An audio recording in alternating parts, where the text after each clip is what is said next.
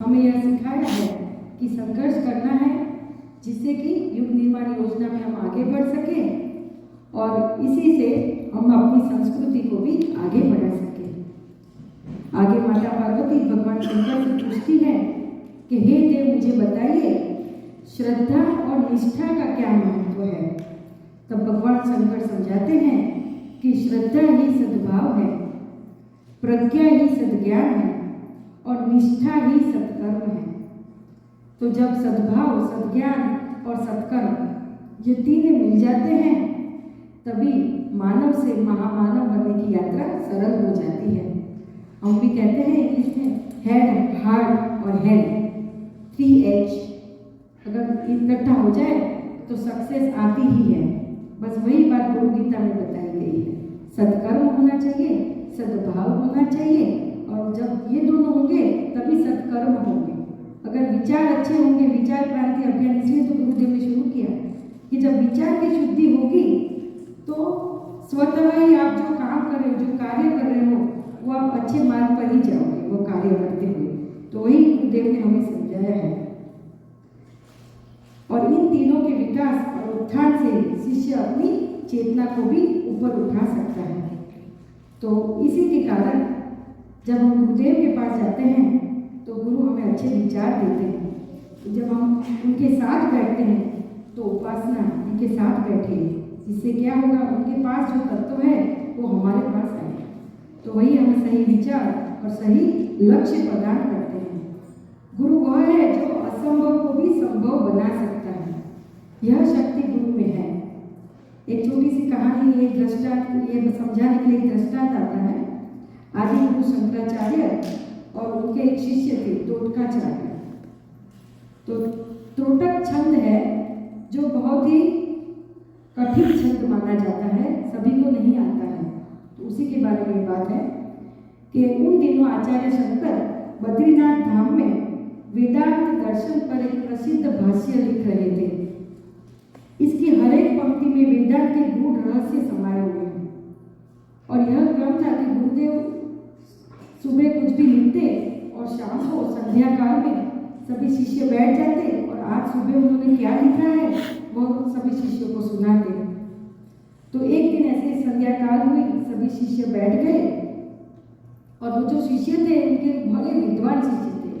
पद्मपाद उनका नाम था, तो सर्वेश्वर उनका नाम था। ऐसे बहुत सारे शिष्य बड़े विद्वान, मगर एक शिष्य था जो बड़ी मंद बुद्धि का था, मूढ़मती जिसे कह सकते। और दूसरे शिष्य उसका उपहास भी करते थे कि तुझे कुछ ज्ञान भी नहीं है और उसे कोई अच्छा संस्कृत का ज्ञान, शास्त्र वास्त्र उसको कुछ भी नहीं आता था, मगर वह गुरु की बस सेवा करना था, वही करता। और उसकी एक ही सेवा थी, क्या, गुरुदेव के कपड़े धोना, बस। उसको ना मंत्र जाप कुछ भी समझ में नहीं आता था, गुरु क्या कहते हैं, शास्त्र क्या कहते हैं, बस उसे तो गुरु का एक ही काम था, बस मुझे गुरु के कपड़े धोने। तो एक बार जब ऐसे सब बैठ गए और गुरुदेव भी आ गए, लेकिन गुरुदेव ने अपना प्रवचन शुरू नहीं किया। तो सभी शिष्य ने बोला कि गुरुदेव क्यों शुरू नहीं कर रहे, हम सब आ तो गए हैं। तो आचार्य शंकर ने देखा तो बोला कि नहीं, अभी एक शिष्य नहीं है, उसकी राह देखनी पड़े, उसकी प्रतीक्षा करो। तो सभी शिष्य ने बोला कि गुरुदेव वैसे भी उसको कहाँ समझ में आता है, आपने क्या बोला, आपने क्या लिखा है, तो उसकी इतनी प्रतीक्षा करने की क्या जरूरत है। तो जब ये सुना तो आचार्य शंकर को लगा कि मेरे जो शिष्य है उन्हें थोड़ा सा अहंकार आने लगा है, तो मुझे अभी इस अहंकार का नाश करना होगा, क्योंकि जैसे अहंकार आता है अधोगति शुरू हो जाती है। तो गुरुदेव ने आंखें बंद की और देखा कि मेरा मूढ़मती शिष्य कहाँ है। तो वह नदी के पास उनके कपड़े धो रहा था और कपड़े धोकर निचोड़ के जैसे ही उसने कपड़े अपने कंधे पे डाले और जैसे स्पर्श हुआ तो उसे लगा कि अपने रोम रोम में कुछ दिव्य अनुभूतियाँ होने लगी। और वो जैसे ही आश्रम में जैसे प्रवेश हुआ, उसका पाँव जैसे आश्रम में हुआ, वो त्रोटक छंद में शास्त्र जो गुरुजी ने लिखा था वो बोलने लगा और आया गुरुदेव के पास। तो गुरुदेव ने कहा कि रुक जाओ, यहाँ आके बताओ, और आज मैंने जो लिखा है वो तो आप साझा करो सभी के साथ, लेकिन उसके साथ मैंने अब तक जो नहीं लिखा है और मैं खाली सोच रहा हूँ और तुम्हें कल परसों लिखने वाला हूँ वो भी तुम शिष्यों को सुनाओ। तो उन्होंने त्रोटक छंद में आंखें बंद की, गुरु का ध्यान किया और मूढ़मती शिष्य ने एकदम उसके मुंह से जैसे स्फूर्णा होने लगी, तुरंत ही एक के बाद मंत्र निकलने लगे और सभी जो शिष्य बैठे थे वे दंग रह गए कि आज तक इसने एक मंत्र ठीक से नहीं पढ़ा और ये त्रोटक छंद में बोल रहा है। और उसी दिन से उस शिष्य का नाम हो गया त्रोटकाचार्य और बड़े महान संत हुए थे। तो देखा, जब गुरु हमारे सामने आ जाए तो हमारी बुद्धि भी सद्बुद्धि हो सकती है, प्रज्ञा तक पहुंच सकती है, तो असंभव को भी संभव हमारे गुरु कर सकते हैं। तो गुरु ही है जो हमें इस भाव से उस भाव पार हम लगा सकते हैं। सोचिए कि ये एक संसार जो है वो बड़ी सी एक नदी है और नदी के उस पार हमें जाना है, तो क्या हम तैर कर पार कर सकते हैं नदी को? शायद नहीं। तो नदी के उस पार जाना हो तो क्या करना पड़ेगा? एक नाव चाहिए और वो नाव कौन देगा? गुरु देगा। तो नदी जैसे पार करने के लिए नाव चाहिए, वैसे ही इस संसार के भवसागर को पार करने के लिए हमें गुरु चाहिए, क्योंकि गुरु ही शिक्षा, गुरु के आशीर्वाद और गुरु की कृपा से ही हम इस नाव के द्वारा इस संसार को पार लगा सकते हैं। आप सभी को मालूम होगा, रामायण में एक छोटा सा प्रसंग आता है जब राम, लक्ष्मण और जानकी उनको भी नदी पार जाना था, तो केवट आता है और एक केवट जो है वो कहते हैं, प्रभु आप मेरी नाव में बैठ जाइए। और जब वे नाव में बैठते हैं, पार लगा देते हैं, तो प्रभु खुश होकर उन्हें अपनी मुद्रिका देते हैं। तो केवट वह मुद्रिका स्वीकार नहीं करता। तो प्रभु कहते हैं, क्यों? तुमने मेरी मदद की है, तुम्हें ये स्वीकार करना होगा, ये तुम्हारा हक है। तो केवट बहुत सुंदर उत्तर देता है। केवट कहता है, प्रभु आज आप मेरे घाट आए हो और मैंने आपको पार उतारा, कल मैं जब आपके घाट आऊंगा तो आप मुझे पार उतारो। देखा कितना अच्छा सौदा किया है। तो अगर सौदा करना है, बिजनेस करना है, तो छोटा मोटा क्यों करें, है ना? सीधे गुरुदेव परमात्मा के साथ क्यों ना करें सौदा? क्योंकि हम क्या सोचते हैं, सौदा करेंगे किसके लिए? ये जो मायावी चीज़ें हैं उसके लिए करते हैं। अच्छी घर मिल जाए, अच्छा लड़का मिल जाए, अच्छी गाड़ी मिल जाए, अच्छा नौकरी मिल जाए। लेकिन सौदा कैसा करेंगे? तो छोटे मोटे सौदे हैं। बड़ा सा सौदा किसके साथ हो सकता है? परमात्मा के साथ। क्या? कि ये मनुष्य जीवन जो मिला है वही तभी तो सार्थक होगा। एक चौपाई आती है, बड़े भाग तन पावा, सुर दुर्लभ सब ग्रंथ निगावा। तो बड़े भाग मानुष तन पावा। तो मनुष्य देह मिला है, क्यों? जिससे कि हम मोक्ष मिल सके। ये इतना दुर्लभ है कि देवताओं को भी मनुष्य बनने की इच्छा रहती है, तो हम तो मनुष्य बन गए हैं।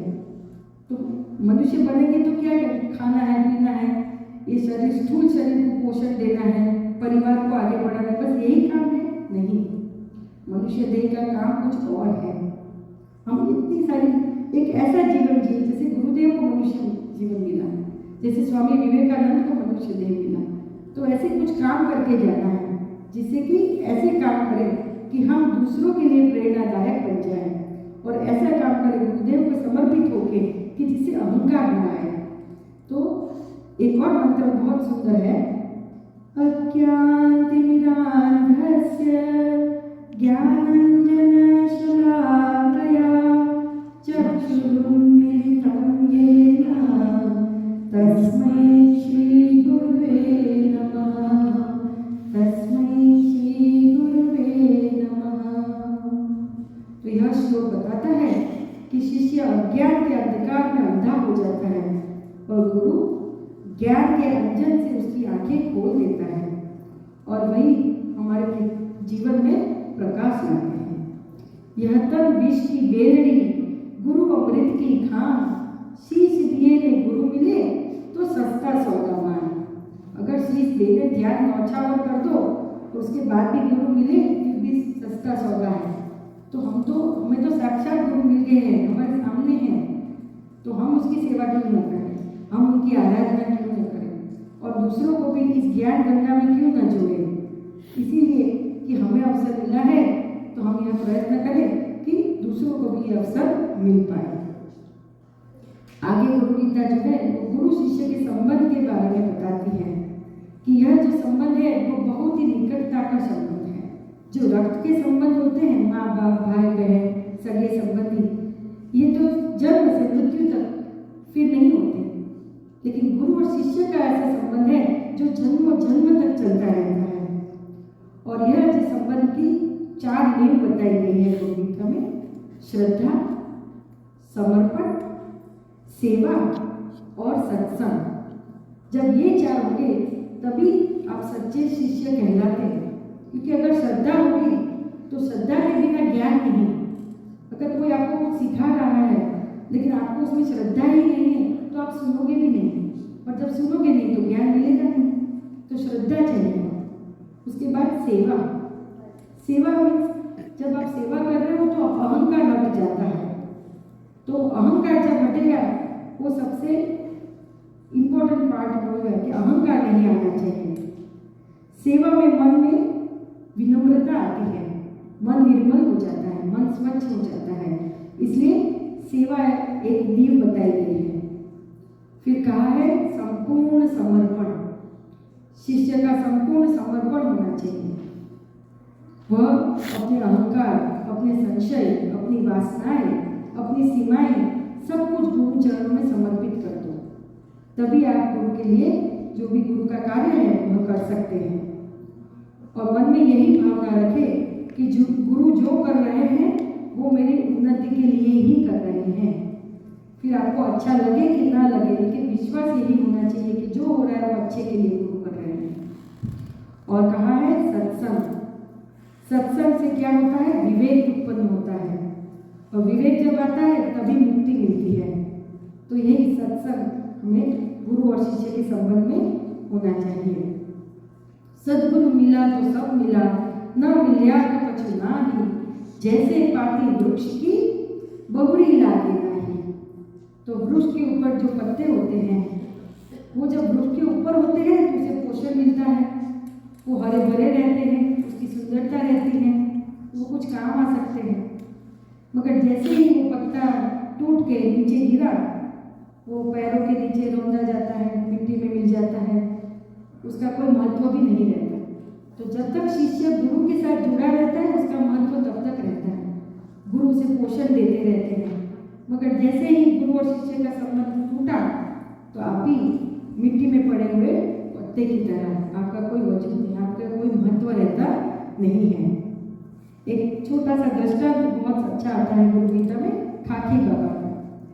उत्तर प्रदेश के पूर्वांचल प्रदेश में एक विख्यात संत थे जिनका नाम था खाकी बाबा। उनकी योग विभूतियों के अनेक कथा अभी भी पूर्वांचल में बहुत प्रचलित है। उनके जीवन का अधिकांश समय कुसुम के जंगलों में निकला था, और कहते हैं कि अंत समय में वे चित्रकूट चले गए थे। और बड़े छोटे थे तब से उनको संसार में मन नहीं लगता था, बस उनको अध्यात्म में बहुत बड़ी रुचि थी। लेकिन उनको समझ में नहीं आता था कि मैं गुरु किसे बनाऊं। किसी ने उन्होंने कहा, किसी संत से वे मिले, उन्होंने कहा कि कोई बात नहीं, तुम जो है वो दुर्गा सप्तशती का पाठ करो, उससे तुम्हारा कल्याण होगा। तो दुर्गा सप्तशती का पाठ करने लगे और फिर ऐसी लगन लगी कि अध्यात्म में आगे आगे बढ़ते ही चले गए। तो आइए एक छोटा सा भजन सुनते हैं।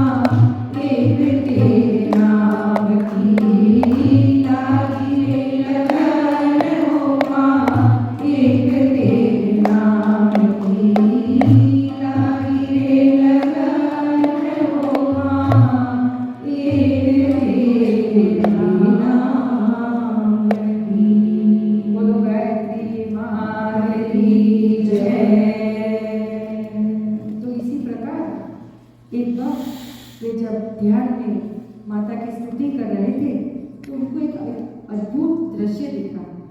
उन्होंने देखा कि आकाश मार्ग से भगवान शंकर और माता पार्वती जा रहे हैं और थोड़ी देर में उनके पास आ गए। और तभी माता पार्वती शंकर भगवान से बात करती है कि प्रभु इस बालक का उद्धार कीजिए, इस बालक को भी आप अपना शिष्य बनाइए।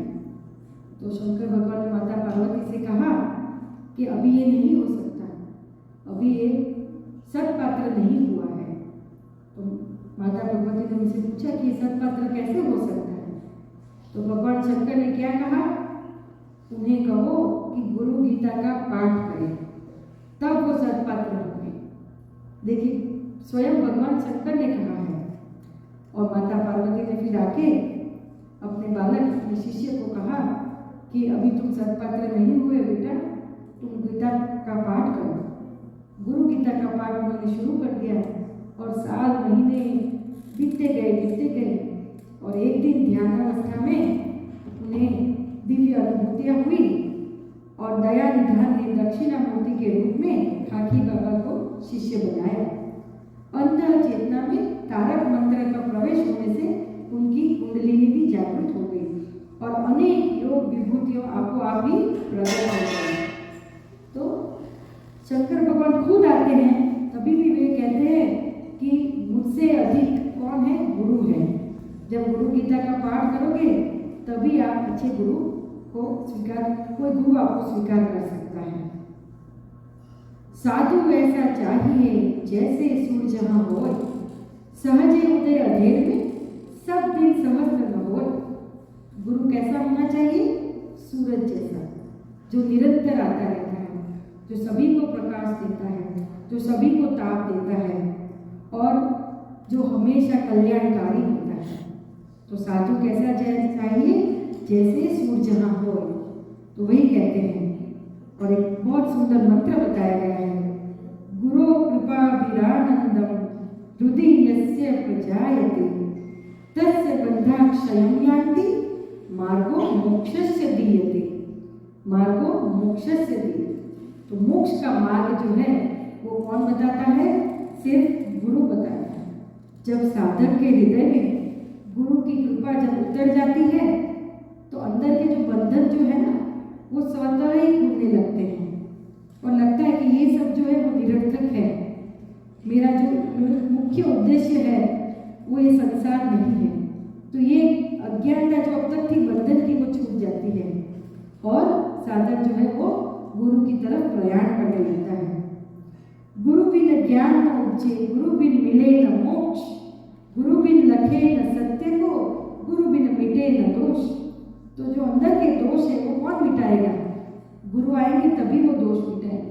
क्योंकि हमें तो मालूम भी नहीं है कि जो मन में है वो दोष है, वो भी तो ज्ञान होना चाहिए कि मुझे ये खराब है, मुझे ये कमजोरी है, मुझे इसको निकालनी है। हम तो इसी में रचे बचे रहते हैं। तो गुरु आएंगे तो ज्ञान देंगे, तुम अभी सत्पात्र नहीं हुए हो, तुम्हें ये कमजोरियाँ हैं, ये खामियाँ हैं, लाओ मैं तुम्हें थोड़ा सा साफ कर दूँ। तो ये ज्ञान कब आता है, जब गुरु मिलते हैं। आगे माता पार्वती पूछती हैं कि भगवान मुझे ये समझाइए कि गुरु की कृपा क्या है और गुरु की कृपा कैसे होती है, कैसे पता चलता है। तो गुरु कहते हैं कि गुरु की कृपा पल भर में वह दे सकती है जो हजारों जन्म की तपस्या भी नहीं दे पाते। पल भर में अगर गुरु का आशीर्वाद मिल गया तो जन्मों जन्म तक आप जो प्रयत्न कर रहे हो सब विफल जाते हैं। लेकिन एक गुरु का आशीर्वाद, गुरु की दृष्टि पड़ गई तो आप संसार पार कर सकते हो।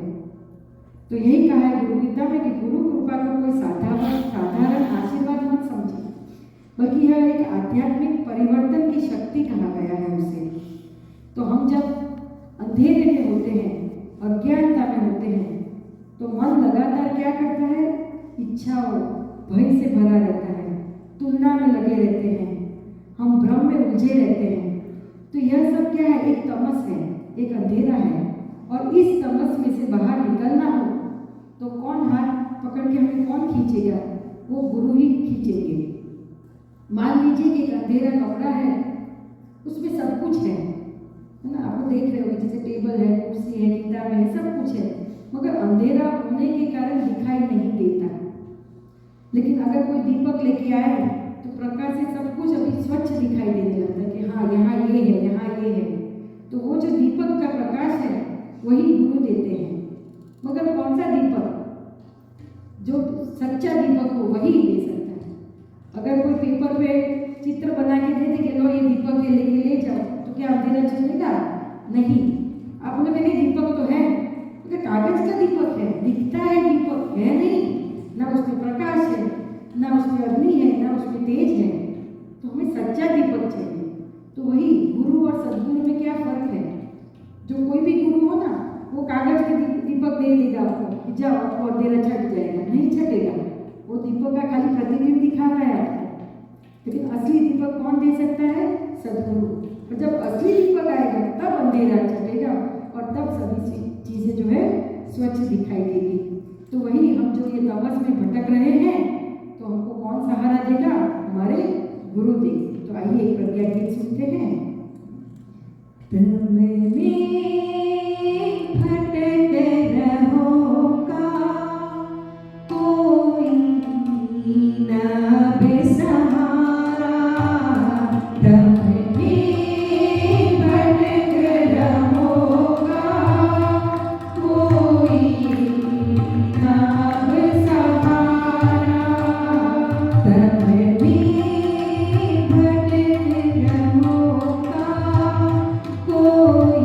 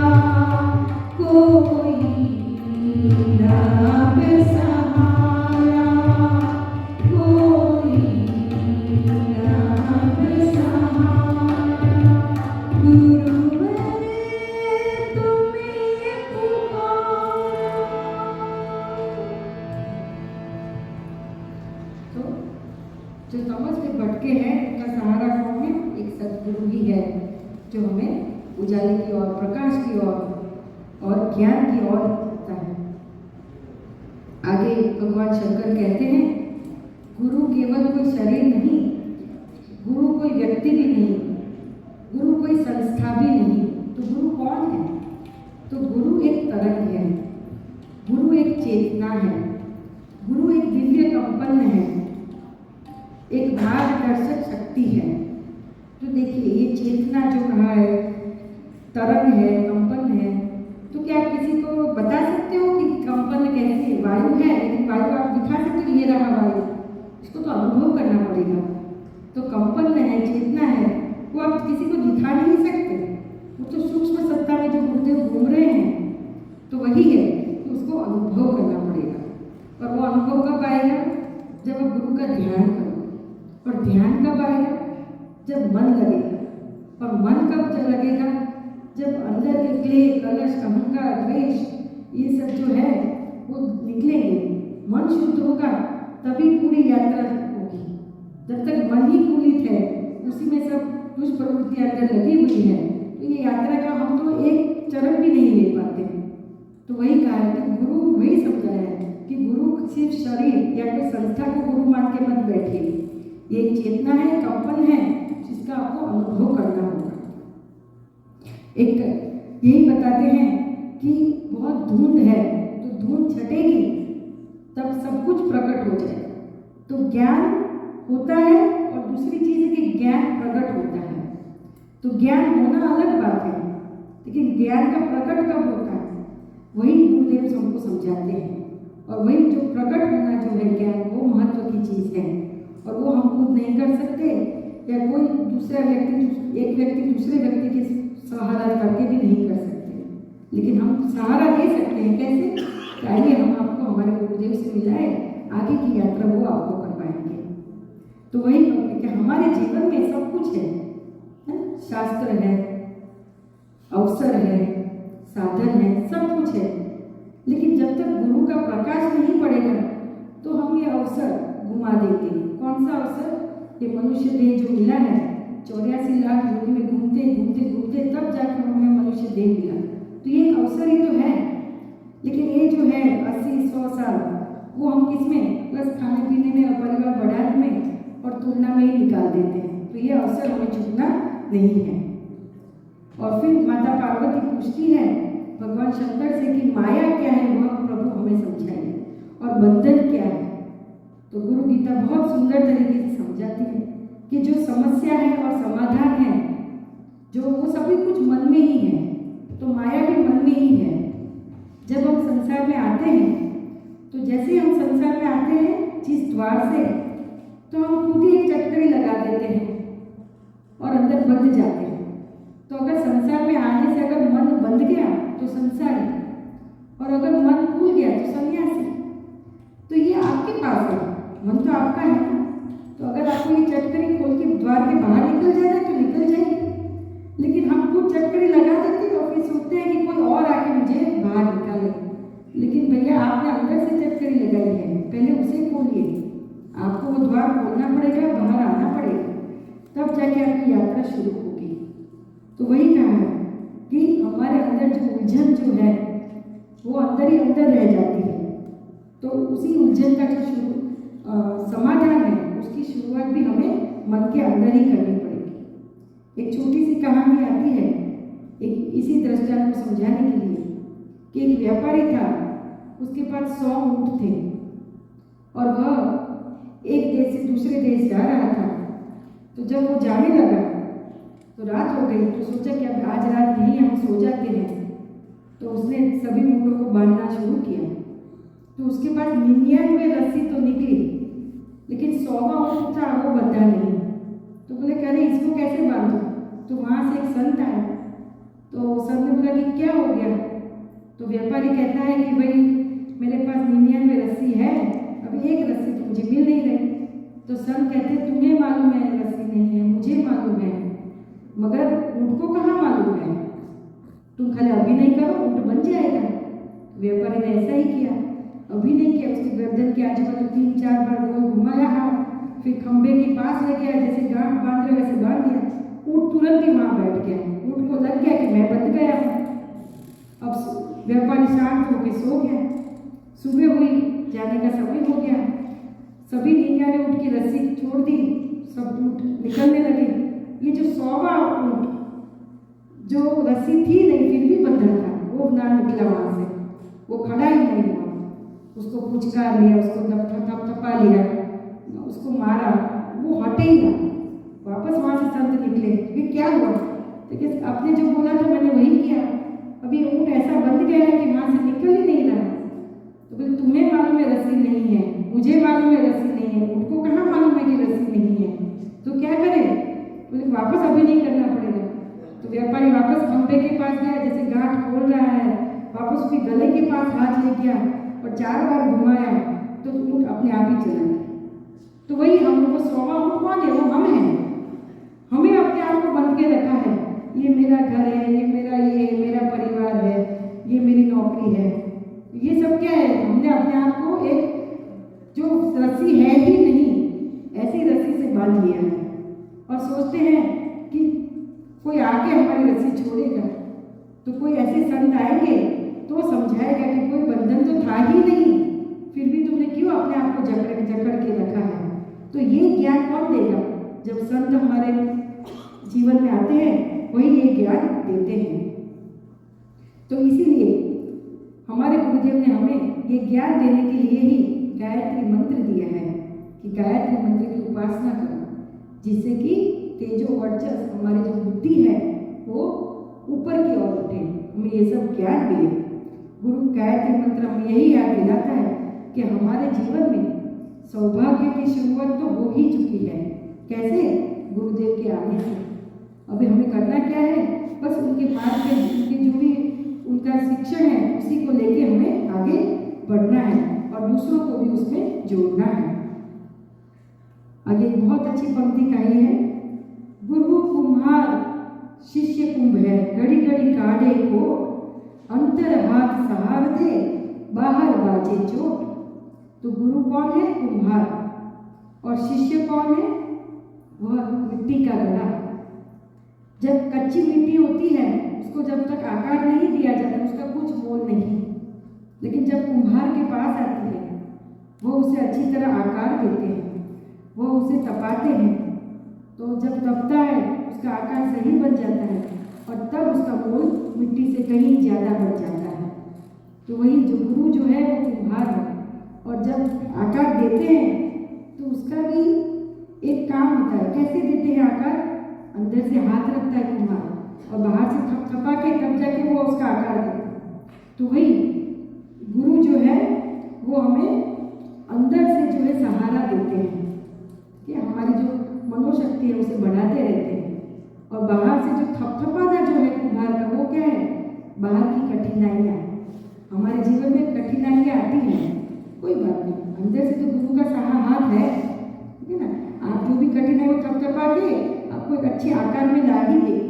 मगर यह विश्वास होना चाहिए कि जीवन में कुछ भी कठिनाई आई है तो कोई बात नहीं, अंदर से गुरु तो मेरे अंदर बैठा ही है। और आगे गुरु गीता में गुरु के 3 मुख्य स्वरूप बताए गए हैं, सगुण गुरु, निर्गुण गुरु और शास्त्र गुरु। सगुण गुरु जो शरीर के साथ मिलते हैं वो सगुण गुरु। निर्गुण जिसमें शरीर नहीं है, जो अंदर है, मन के अंदर जो है वही अंतरात्मा है, वही गुरु है, बाहर ढूंढने की जरूरत ही नहीं है। और फिर कहा गया है शास्त्र भी एक गुरु है। हमारे गुरुदेव कहते थे अगर मुझे पहचानना है तो मेरे विचार को पढ़िए, और मेरे विचार कहाँ है? मेरे पुस्तकों में। हमारे गुरुदेव ने 3200 से भी ज़्यादा किताबें लिखी है और आज हमने भी यहाँ एक बुक स्टॉल रखा है। तो आज मैं आप सबसे विनती करूँगी कि आप आए तो अकेले हैं, लेकिन अपने साथ गायत्री माता, गुरुदेव और माता जी को पुस्तक के स्वरूप में साथ लेके जाना, क्योंकि अगर गुरु को जानना है तो पुस्तक के अंदर जो ज्ञान है उसी को जानना पड़ेगा। आज ये जो गुरु गीता का जो प्रवचन है, मैं आपको ये गुरु गीता की पुस्तक दिखा रही हूँ, इसी में से इसी का है। ये प्रणव पंड्या जी ने लिखी है और जो हम पारायण पढ़ रहे थे वो रश्मिका बेन पटेल ने लिखी है।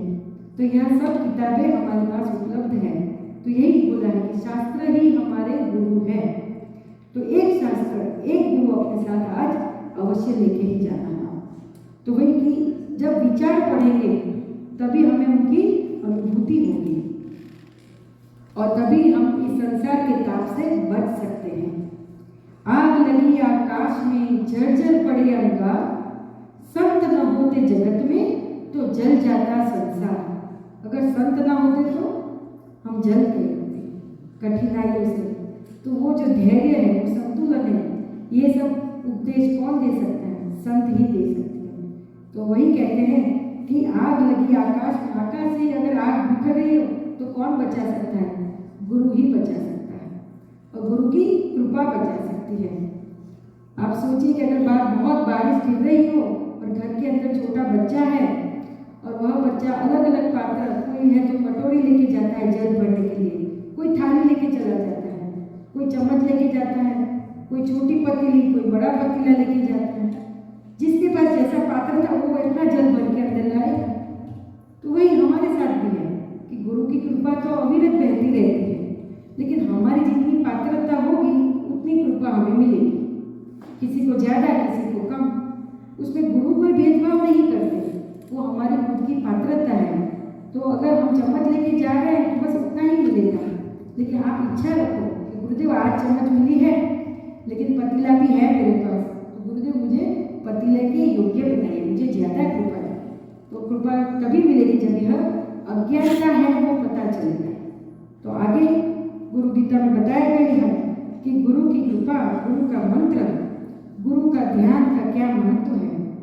गुरु की कृपा का तो मैंने आपको समझाया। अब गुरु मंत्र क्या क्या रहस्य है वह भी गुरु गीता बहुत सुंदर समझाती है। वह कहते हैं कि मंत्र जो है ना वो केवल शब्द नहीं है। कोई कविता, शब्द कहाँ होते हैं? कविता में कोई कवि बैठा है, उसको कुछ कविता समझ ले तो पेड़ के नीचे वो कागज कलम लेके कविता लिख दी तो कविता हो गई। लेकिन मंत्र जो है वो शब्द नहीं है। तो मंत्र कैसे बनते हैं उसके 4 चरण बताए गए हैं। पहला चरण कहा गया है परावस्था।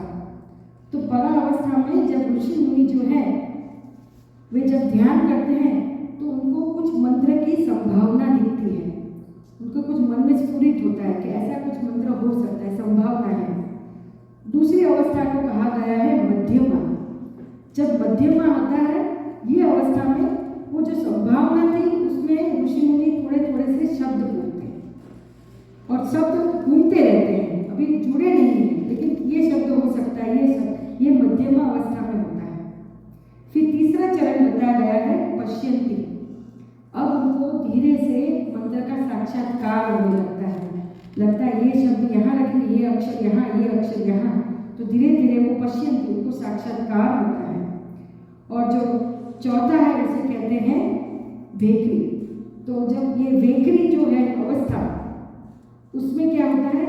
मंत्र उनके मुख से स्फुरित होता है प्रथम बार। तो ऐसे ही जो हमारा गायत्री मंत्र है ये चारों अवस्था में जाकर महर्षि विश्वामित्र ने हमें दिया है। तो मंत्र जो है सिर्फ शब्द ना समझो, वो एक चेतना है। महर्षि के तप के बाद तो जो ऋषि मुनि होते हैं वे मंत्र के दृष्टा होते हैं, रचयिता नहीं कहते, उनको दृष्टा, उन्होंने देखा है ये मंत्र। और यह मंत्र विश्वामित्र ऋषि ने हमको दिया और हमारे गुरुदेव ने 24 महापुरुषों करके इस मंत्र को सिद्ध किया, तब जाके यह मंत्र मिला है। तो ये सोचिए कि हमें तो कोई तप साधना करनी भी नहीं पड़ी, कराया हमको सब कुछ मिल गया है, हमें क्या करना है? सिर्फ जाप करना है। तो अगर हम ये भी ना कर पाए तो हम हमारे गुरु के सच्चे शिष्य कैसे बनेंगे? तो मंत्र जो है उसका भी बड़ा महत्व बताया गया है। तो आइए गुरुदेव की एक बार छोटी सी धुन सुन ले। गुरुदेव तुम्हारी जय जय हो। और मैं हम सबसे विनती करूंगी आप भी इसमें हमारे साथ जुड़ जाइए। गुरुदेव तुम्हारी जय जय